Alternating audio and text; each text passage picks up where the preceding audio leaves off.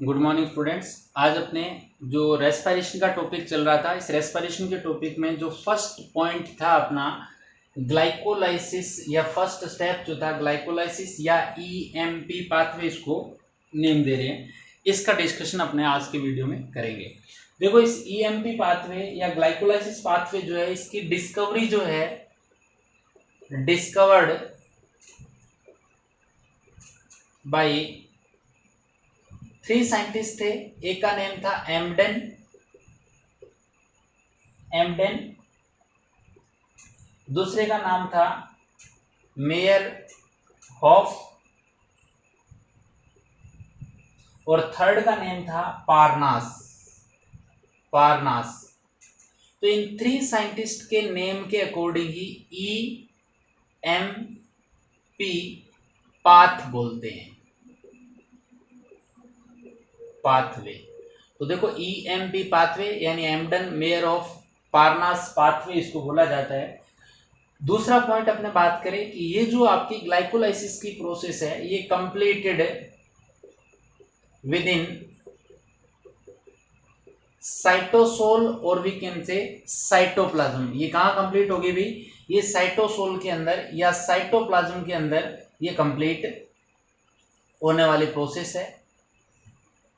तीसरा पॉइंट जो इंपॉर्टेंट है ग्लाइकोलाइसिस के पॉइंट ऑफ व्यू से, वो है कि दिस प्रोसेस, ये जो आपकी ग्लाइकोलाइसिस है, दिस इन्वॉल्व या ग्लाइकोलाइसिस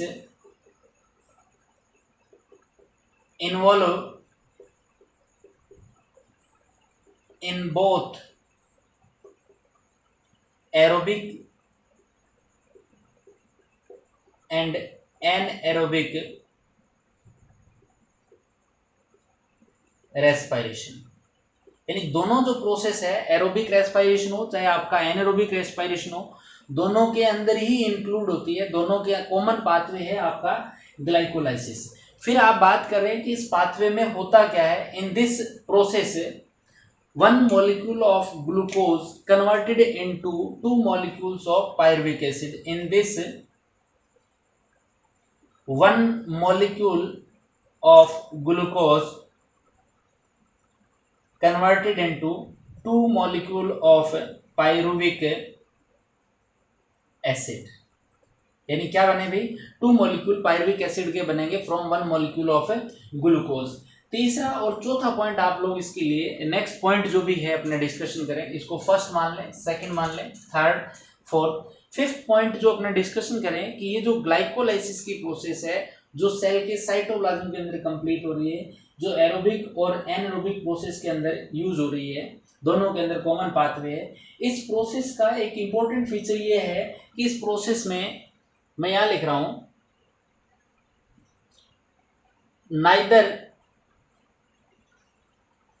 neither O2 used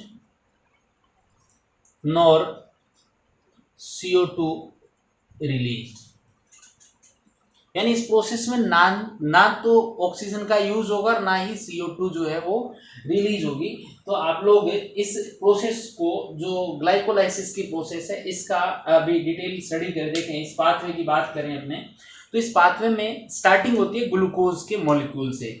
जो ग्लूकोज का मॉलिक्यूल है, अपने को पता है 6 कार्बन कंटेनिंग मॉलिक्यूल होता है ग्लूकोज का मॉलिक्यूल। आप लोगों को याद हो ग्लूकोज की स्ट्रक्चर, उसको रिवाइज करें थोड़ा सा 11th के पॉइंट ऑफ व्यू से। ये glucose molecule first of all ATP को कंजप्शन करेगा और एटीपी को यूज करके, यानी फॉस्फेट को यूज करके कन्वर्ट हो जाएगा ग्लूकोज 6 फॉस्फेट। यानी ग्लूकोज मॉलिक्यूल के 6 नंबर का जो कार्बन है, उसके ऊपर 1 फॉस्फेट अटैच हो जाएगा। जैसे ही ग्लूकोज के 6 नंबर पे फॉस्फेट पे अटैच होगा, देन उसी टाइम आइसोमेरेज एंजाइम की प्रेजेंस में फ्रक्टोज 6 फॉस्फेट की फॉर्मेशन हो जाएगी। यानी ग्लूकोज 6 फॉस्फेट कन्वर्ट हो जाएगा किसके अंदर भी? फ्रक्टोज 6 फॉस्फेट के अंदर। ये फ्रक्टोज 6 फॉस्फेट है इसका, क्योंकि अपने को पता है कि फ्रक्टोज जो होती है उसके अंदर फर्स्ट नंबर जो कार्बन है उसके ऊपर कोई फंक्शनल ग्रुप होगा, तो वो OH ग्रुप और हाइड्रोजन ही मिलने वाले हैं आप लोगों को। जो फंक्शनल ग्रुप एक्चुअल में होता है कार्बोहाइड्रेट का, मोनोसेक्राइड का, वो आपको फ्रक्टोज में कीटो ग्रुप मिलेगा सेकंड कार्बन पे। इस वजह से इसका फर्स्ट भी फ्री है और 6 पे फॉस्फेट ऑलरेडी लगा हुआ है। तो जैसे ही फ्रक्टोज 6 फॉस्फेट बना, इसको फिर से 1 ATP का ये कंजप्शन करेगा और वन फॉस्फेट जो है उसके फर्स्ट नंबर कार्बन पे भी अटैच हो जाएगी, तो ये बन जाएगा फ्रक्टोज 1,6। देखो फ्रक्टोज 1,6 डाइफॉस्फेट, ये डाइफॉस्फेट डी है भाई, डाइफॉस्फेट। यानी अब फ्रक्टोज के साथ में क्या हो गया, टू मॉलिक्यूल ऑफ फॉस्फेट जो है वो अटैच हो गए। आप लोगों को मैं एक स्ट्रक्चर इधर बता रहा हूं, थोड़ा सा ध्यान देंगे इसको।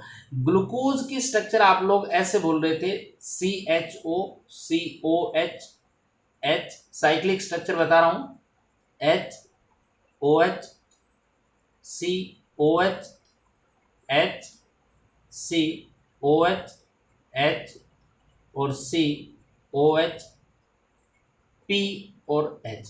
देखो मैंने यहाँ हाइड्रोजन को रिप्लेस करके फॉस्फेट लगा दिया, तो ये स्ट्रक्चर थी आपकी ग्लूकोज 6 फॉस्फेट की। ये ग्लूकोज 6 फॉस्फेट जो है आइसोमेरेज की प्रेजेंस में कन्वर्ट हो गया। देखो 1 नंबर पे एल्डिहाइड ग्रुप जो था वो तो कन्वर्ट हो गया OH ग्रुप में इस टाइप से, और जो सेकंड नंबर कार्बन था उसके ऊपर कीटो ग्रुप, फंक्शनल ग्रुप जो है वो कीटो आ गया, मतलब ये क्या बन गया, फ्रक्टोज 6 फॉस्फेट। अब फ्रक्टोज 6 फॉस्फेट जैसे ही एटीपी को यूज करेगा इसके फर्स्ट नंबर पे भी फॉस्फेट अटैच हो जाएगा, तो ये आपका बन गया फ्रक्टोज 1,6 डाइफॉस्फेट। तो फ्रक्टोज 1,6 डाइफॉस्फेट की फॉर्मेशन ऐसे होगी। ये फ्रक्टोज 1,6 डाइफॉस्फेट जो है वो 2 फॉस्फेट मॉलिक्यूल अटैच होने की वजह से अनस्टेबल हो जाता है और एल्डोलेज एंजाइम की प्रेजेंस में 2 पार्ट्स में ब्रेक डाउन हो जाएगा। 1 मॉलिक्यूल बनेगा 3PGAL, यानी 3 फॉस्फोग्लिसरैल्डिहाइड। किस में कन्वर्ट होगा भाई, 3 फॉस्फोग्लिसरैल्डिहाइड में। आप थोड़ा सा ध्यान दें कि ये मॉलिक्यूल जो 6 कार्बन वाला फ्रक्टोज 1,6 डाइफॉस्फेट था उसका ब्रेक डाउन होगा, ये इस जगह से ब्रेक डाउन होगा। जैसे ही इसका ब्रेकडाउन होगा ये हाइड्रोजन शिफ्ट हो जाएगा अपर वाले के साथ में, यानी 1 मॉलिक्यूल तो आपका ये हाइड्रोजन तो अपर शिफ्ट हो जाएगा इसके साथ में, और ये मॉलिक्यूल आपका बच जाएगा इस टाइप से, ये वाली स्ट्रक्चर जो मैं डार्क से ब्लैक से इसको राउंड अप कर रहा हूं, हाइड्रोजन रिप्लेस कर दिया मैंने। ये जो स्ट्रक्चर है उसमें देखो COH, यानी ये आपका कौन सा ग्रुप हो गया, CHO लिख सकते हो इसको, तो ये आपका हो गया aldehyde group, 2 number carbon, 3 number carbon और 3 नंबर पे फॉस्फेट लगा हुआ है, क्योंकि अब ये टुकड़े हो गए तो 6 नंबर किस में कन्वर्ट हो गया, 3 में। ये स्ट्रक्चर आपको याद आ रही होगी, 3 कार्बन मोनोसेकेराइड जो था जिसका नेम था ग्लिसरैल्डिहाइड, तो ये ग्लिसरैल्डिहाइड प्रोड्यूस हो गया, और इस ग्लिसरैल्डिहाइड के फॉस्फेट लगा हुआ है, इस वजह से इसको बोलते हैं 3 फॉस्फोग्लिसरैल्डिहाइड। और जो सेकंड मॉलिक्यूल अपर वाली साइड में ये जो प्रोड्यूस हुआ, इस मॉलिक्यूल की बात कर लें आप लोग, ये जो प्रोड्यूस हुआ जिसके ऊपर ये हाइड्रोजन शिफ्ट हो जाएगा, इसमें देखो ये भी 1, 2 एंड 3 कार्बन कंपाउंड है, इसमें भी फॉस्फेट लगा हुआ है, बट कीटो ग्रुप है सेकंड पे, तो आप लोगों को 3 carbon containing keto form of monosaccharide आप लोगों को याद हो, जिसका नेम था डाई हाइड्रोक्सी एसीटोन। क्या नेम था भी, डाई हाइड्रोक्सी एसीटोन था, बट इसमें भी फॉस्फेट अटैच है, इसलिए इसको बोलता है डाई, इसलिए इसको बोल दिया डाई हाइड्रोक्सी एसीटोन फॉस्फेट।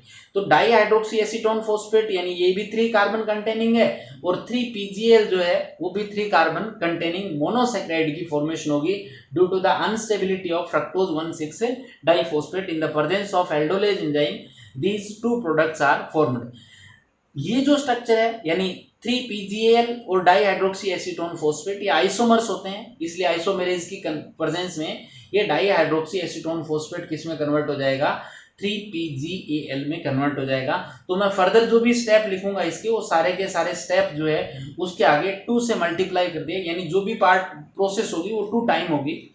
अब ये देखो कह रहा है कि 3PGAL जो है, यानी ये जो अपने पास फॉर्म है इसकी एल्डिहाइड फॉर्म जो है, ये PGL का मॉलिक्यूल, 3PGL का मॉलिक्यूल इनऑर्गेनिक फॉस्फेट लेगा, इनऑर्गेनिक फॉस्फेट लेने के बाद में ये कन्वर्ट हो जाएगा, यानी इसके इस 1 नंबर पे भी फॉस्फेट लग जाएगा, तो ये कन्वर्ट हो जाएगा 1,3 डाई-PGAL में।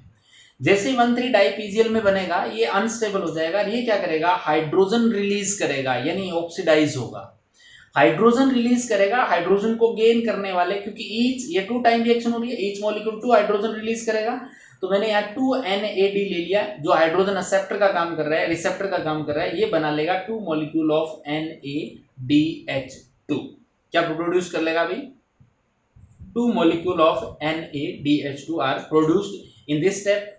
अब ये जैसे ही एल्डिहाइड हाइड्रोजन को रिलीज करेगा तो किस में कन्वर्ट हो जाएगा, एसिड में कन्वर्ट हो जाएगा।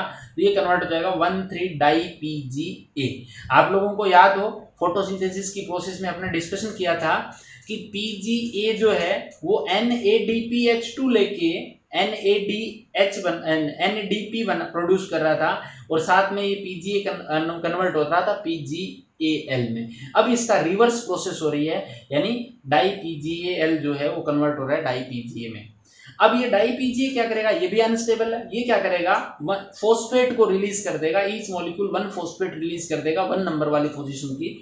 ये फोस्फेट रिलीज करेगा, मतलब एनर्जी जो होगी वो एनर्जी यूज हो जाएगी ATP फॉर्मेशन में, यानी ADP प्लस में इनऑर्गेनिक फोस्फेट यहाँ जो रिलीज होगी उनको अटैच कर देंगे तो ये कन्वर्ट हो जाएगा 1,3 डाई PgA जो था उसमें से 1 फोस्फेट रिलीज होगी तो ये हो जाएगा 3 PgA में। मॉलिक्यूल वही 2 टाइम है तो यहाँ ATP मॉलिक्यूल भी कितने प्रोड्यूस हो जाएंगे, 2 टाइम रिएक्शन होगी तो 2 molecules of ATP are produce from 2 ADP plus inorganic phosphate से। अब बात कर लेते हैं अपने कि 3 PgA का जो मॉलिक्यूल है, इस 3 PgA मॉलिक्यूल जो है वो म्यूटेज की प्रेजेंस में जो 3 नंबर पे फोस्फेट था वो शिफ्ट हो जाएगा 2 नंबर पे, यानी 3 PgA म्यूटेज की प्रेजेंस में कन्वर्ट हो जाएगा 2 PgA के अंदर। और ये जो 2 PgA है वो इनोलेज एंजाइम की प्रेजेंस में कन्वर्ट होगा 2 phosphoenol pyruvic acid, 2 phosphoenol pyruvic acid में कन्वर्ट होगा। और ये जो 2 फोस्फोइनोल पायरुविक एसिड है वो पायरुविक एसिड काइनेज एंजाइम की प्रेजेंस में फोस्फेट को रिलीज कर देगा, 2 नंबर पे जो फोस्फेट है उसको रिलीज कर देगा और ये कन्वर्ट हो जाएगा पायरुविक एसिड के अंदर। देखो 1 मॉलिक्यूल से 1 फोस्फेट रिलीज होगी तो 2 से कितनी होगी 2, तो मैंने 2 ADP प्लस 2 इनऑर्गेनिक फोस्फेट यहाँ से जो रिलीज हुई उनको जोड़ के क्या बना दिया आप लोगों ने, ATP, 2 molecule of ATP are produce in last step. तो आप बोल सकते हैं कि जो ग्लूकोज का 1 मॉलिक्यूल था उससे 2 मॉलिक्यूल ऑफ पायरुविक एसिड जो है उसका प्रोडक्शन हो गया। और ईच पायरुविक एसिड मॉलिक्यूल जो है उसके अंदर नंबर ऑफ कार्बन कितने हैं बेटा, 3 कार्बन है। तो आप बोल सकते हैं कि 1 molecule which have 6 carbon are converted into 2 molecule of 3 carbon containing molecule pyruvic acid in this process or in this glycolysis step। तो glycolysis की स्टेप में ये जो प्रोसेस है वो आपका कंप्लीट हो रहा है। अब इस ग्लाइकोलाइसिस को आप देखेंगे तो कुल मिला के 10 स्टेप में कंप्लीट होने वाली प्रोसेस है। फर्स्ट स्टेप आपका ये है, second step, third step, fourth step, fifth, six, 7, 8, 9 and 10 step में ये प्रोसेस हो रही है। और इस प्रोसेस में आप लोग बोल सकते हैं कि 1 मॉलिक्यूल ऑफ ग्लूकोज जो है उसका लाइसिस हो रहा है, यानी ग्लाइकोलाइसिस हो रहा है। इस स्टेप की डिस्कवरी की थी एम्डन मेयर ऑफ एंड पार्नास ने, सो इसको EMP पाथवे भी बोलते हैं। और 2 molecule of pyruvic acids are produce in this step. और ये प्रोसेस सारी की सारी कहाँ कंप्लीट होगी, तो आप बोलोगे कि साइटोप्लाज्म जो है सेल का, साइटोसोल जो है उसके अंदर ये प्रोसेस कंप्लीट होगी। तो एक बार इसका स्क्रीनशॉट ले लें थोड़ा सा, तो ये अपना स्टेप रहेगा, इसको नहीं लेना स्क्रीनशॉट के अंदर, ये मैंने आपको समझाने के लिए बताया था सिर्फ। तो ये आपका ग्लाइकोलाइसिस की जो प्रोसेस है वो कंप्लीट होती है। अब इस ग्लाइकोलाइसिस की प्रोसेस में आपने स्क्रीनशॉट ले लिया तो मैं कुछ डिटेल और बता रहा हूँ आप लोगों को। हाँ ले, एक बार स्क्रीनशॉट ले भी इसका, देखिए भाई इस ग्लाइकोलाइसिस की प्रोसेस में आप लोग बोलोगे कि sir 1 ATP and second ATP, कुल मिला के 2 ATP जो है, 2 ATP मॉलिक्यूल आर यूज। इस प्रोसेस में कितने ATP इनिशियली यूज हो रहे हैं, तो आपका आंसर आएगा कि sir 2 molecule of ATP are use in this process. Initially आप इनको यूज करेंगे। इसके बाद आप बात करेंगे कि इस प्रोसेस में आप लोगों को दिख रहा होगा कि कुल मिलाकर 2 ATP मॉलिक्यूल यहाँ प्रोड्यूस हो रहे हैं और 2 मॉलिक्यूल ATP यहाँ प्रोड्यूस हो रहे हैं। तो आप बोल सकते हैं कि टोटल 4 ATP आर प्रोड्यूस्ड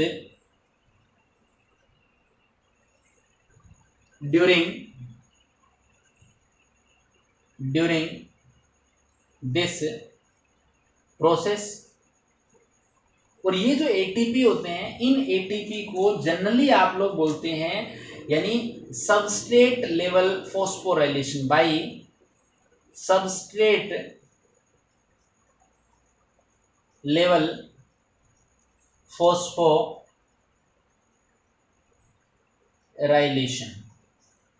यानी कौन सी प्रोसेस के थ्रू, सबस्ट्रेट लेवल फॉस्फोराइलेशन के थ्रू 4 एटीपी मॉलिक्यूल जो है प्रोड्यूस हो रहे हैं। 4 में से 2 ये प्रोड्यूस हो गए, 2 ये प्रोड्यूस हो गए। इनको देखें कि सबस्ट्रेट लेवल फॉस्फोराइलेशन क्या होता है। आप लोग देखेंगे कि इसमें 1 मॉलिक्यूल है 1,3-डाईपीजीए। 1,3-डाईपीजीए जो है वो इस एंजाइम के लिए, ट्रांस फॉस्फोराइलेज एंजाइम के लिए एज ए सबस्ट्रेट वर्क कर रहा है। और ये जो सबस्ट्रेट है वो कन्वर्ट हो रहा है 3PGA, यानी इस 3PGA जो है वो 1,3-डाईपीजीए का प्रोडक्ट है। तो इस टाइम ये जो 1,3-डाईपीजीए से 3PGA प्रोड्यूस हुआ, उस टाइम एटीपी प्रोड्यूस हुआ। आप बोलोगे सर ये सबस्ट्रेट है, ये प्रोडक्ट है, बट आप लोगों को ये ध्यान रखना है कि 2PGA के लिए या म्यूटेज एंजाइम के लिए सबस्ट्रेट कौन है भी ये। तो आप बोल सकते हैं कि when one substrate molecule convert into another substrate molecule then ATP molecule are produced in glycolysis at some stage, then this type of ATP production is known as substrate level phosphorylation.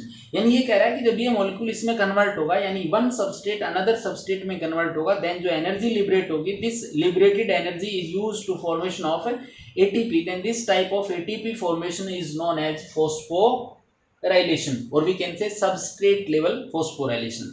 इधर देखें second step में, आपको पता है कि 2-फॉस्फोइनोल pyruvic acid जो है वो पायरुविक एसिड काइनेज एंजाइम के लिए एज ए सबस्ट्रेट बिहेव कर रहा है, और ये मॉलिक्यूल कन्वर्ट हो रहा है पायरुविक एसिड, यानी जो इसका क्या है, प्रोडक्ट है। But this pyruvic acid molecule जो है अपने को पता है लिंक रिएक्शन के अंदर, गेटवे रिएक्शन के अंदर एज ए सबस्ट्रेट बिहेव करेगा। तो आप बोल सकते हैं कि इसमें भी one substrate molecule converted into another substrate molecule, then this type of ATP formation also known as substrate level formation phosphorylation। तो ओवरऑल आप लोग बोलेंगे कि 4 ATP are produce within glycolysis, and ये जो 4 ATP है वो सबस्ट्रेट लेवल फॉस्फोराइलेशन पे प्रोड्यूस होगी। इसके अलावा आप लोग इस प्रोसेस में एक बहुत बात बताएंगे कि ये जो मॉलिक्यूल है 2 molecule of NADPH2, 2 molecule of NADH2 are also produced during this process. अभी ग्लाइकोलाइसिस में 2 मॉलिक्यूल ऑफ NADH2 भी प्रोड्यूस हो रहे हैं, और अपने को पता है कि ईच NADH2 गिव 3 ATP इन ETS, यानी ईच मॉलिक्यूल ऑफ NADH2 जो है वो कितनी ATP देगा, 3 ATP देगा। देगा कहाँ पे, ETS साइकिल में देगा, यानी इलेक्ट्रॉन ट्रांसपोर्ट सिस्टम के अंदर, यानी कि इनर मेम्ब्रेन ऑफ माइटोकॉन्ड्रिया में जाके ये जो मॉलिक्यूल है वो कहीं ना कहीं क्या प्रोड्यूस करेंगे, ओवरऑल 6 ATP प्रोड्यूस करेंगे, because 1 NADH2 produce 3 ATP, then 2 molecule of NADH2 also produce overall 6 ATP। तो आप बोलोगे कि सर ग्लाइकोलाइसिस की जो प्रोसेस है उसमें ओवरऑल आप बात करें तो 4 ATP तो ये प्रोड्यूस हो गई, और 6 ATP, यानी इनसे आप लोगों को क्या मिलने वाली है, अप्रोक्स 6 ATP के इक्वल एनर्जी मिलने वाली है। तो 6 and 4 टोटल प्रोड्यूस्ड ATP जो है वो कितनी होगी, टोटल ATP फॉर्मेशन वो आप बोलोगे सर 10 ATP फॉर्म होगी। बट अपने को पता है कि out of 10 2 ATP molecule are used in this process, so we can say कि ग्लाइकोलाइसिस की जो प्रोसेस है उससे बेनिफिट जो होने वाला है, बेनिफिट जो है वो आपको कितना होने वाला है, 8 ATP का बेनिफिट जो है वो होने वाला है। कई जगह कुछ बुक्स के अंदर लिखा होता है 6 ATP। ये जो 6 ATP या 8 ATP का कॉन्सेप्ट क्यों आया, ये डिपेंड कर रहा है कि ये जो साइटोप्लाज्मिक NADH2 मॉलिक्यूल्स है, इन मॉलिक्यूल से एनर्जी लेने के लिए आप इनको कहाँ सेंड करना पड़ेगा भी, इनको सेंड करने पड़ेगा इलेक्ट्रॉन ट्रांसपोर्ट सिस्टम या इनर मेम्ब्रेन ऑफ माइटोकॉन्ड्रिया। तो जब इन NADH2 मॉलिक्यूल को आप लोग माइटोकॉन्ड्रिया के इनर मेम्ब्रेन पे सेंड करोगे फ्रॉम साइटोप्लाज्म, क्योंकि ये प्रोड्यूस कहाँ हो रहे हैं, साइटोप्लाज्म में, तो साइटोप्लाज्म से इनको सेंड करोगे किसके अंदर, इनर मेम्ब्रेन पे, ETS पे इसको शिफ्ट करोगे, तो उस प्रोसेस में कुछ कैरियर मॉलिक्यूल्स काम करते हैं। उन कैरियर मॉलिक्यूल्स का या जो सिस्टम होता है उसको बोलते हैं सटल सिस्टम। वो जो सटल सिस्टम होते हैं वो 2 टाइप के होते हैं। एक सटल जो होता है उसके अंदर तो 3 ATP प्रोड्यूस कर देता है 1 मॉलिक्यूल, यानी उसमें कोई एक्स्ट्रा चार्ज नहीं लगता, और दूसरा टाइप का सटल जो है उसके अंदर कुछ ATP यूज हो जाती है, यानी 1 ATP कंजप्शन हो जाती है, तो प्रोडक्शन तो ओवरऑल 3 ATP का होगा, बट 1 ATP जो है वो सटल यूज कर लेगा। इसका मतलब क्या हो जाएगा भाई, 2 ATP ही प्रोड्यूस होगी बाय 1 मॉलिक्यूल ऑफ NADH2। सो 2 1 से, तो 2 से कितनी हो जाएगी 4, 4 ये 8 -2 यानी 6 का बेनिफिट। तो ये अपने जो सटल सिस्टम करेंगे तब आप लोगों को अलग से बताऊंगा। एक बार आप ध्यान रखें कि ग्लाइकोलाइसिस की प्रोसेस में टोटल 10 एटीपी के इक्वल एनर्जी जो है प्रोड्यूस होती है और उसमें से 2 एटीपी जो है वो यूज हो जाती है, यानी बेनिफिट अपने को हुआ 8 एटीपी के। और आप लोगों से पूछ ले कि सबस्ट्रेट लेवल फॉस्फोराइलेशन पे बेनिफिट कितना हुआ, क्योंकि सबस्ट्रेट लेवल पे 4 प्रोड्यूस हो रही है, 2 यूज होगी, तो बेनिफिट कितना हुआ सबस्ट्रेट लेवल पे, तो हुआ 2 का बेनिफिट। प्रोड्यूस होती है सबस्ट्रेट लेवल पे 4, कितने NADH2 प्रोड्यूस हो रहे हैं, तो आप बोलोगे sir 2 molecule of NADH2 are produced. तो ये अपने ग्लाइकोलाइसिस की प्रोसेस जो है वो कंप्लीट होती है। थोड़ा सा स्टेप आप लोग ओरल रिएक्शन जो है वो मैं आपको यहाँ बता रहा हूँ, एक बार आप लोग इसका स्क्रीनशॉट लें भाई। ओरल प्रोसेस में आप बोल सकते हैं, मैं इधर लिख रहा हूँ भाई, कि ग्लूकोज जो है, ग्लूकोज का मॉलिक्यूल जो है प्लस में इस प्रोसेस के अंदर आप लोग यूज करोगे 2 मॉलिक्यूल ऑफ ATP। क्या यूज कर रहे हैं अभी, 2 मॉलिक्यूल ऑफ ATP यूज करेंगे। इसके अलावा बात करें, इसके अंदर 2 मॉलिक्यूल ऑफ इनऑर्गेनिक फॉस्फेट और 2Na प्लस में 2NAD भी यूज करोगे। और ये ओवरऑल जो है वो कन्वर्ट हो जाएंगे आपका, किसके अंदर भी कन्वर्ट हो जाएंगे, ये 2 मॉलिक्यूल ऑफ है pyruvic acid plus 2 molecule of NADH2 plus में 4 ATP जो है उनका प्रोडक्शन हो जाएगा। ये ओवरऑल रिएक्शन भी आप लोग ग्लाइकोलाइसिस की बोल सकते हैं। एक बार इसका स्क्रीनशॉट लें। नेक्स्ट जो स्टेप है वो अपना लिंक रिएक्शन या आपका गेटवे रिएक्शन जो है उनका डिस्कशन करेंगे अपने नेक्स्ट वीडियो के अंदर। Thank you.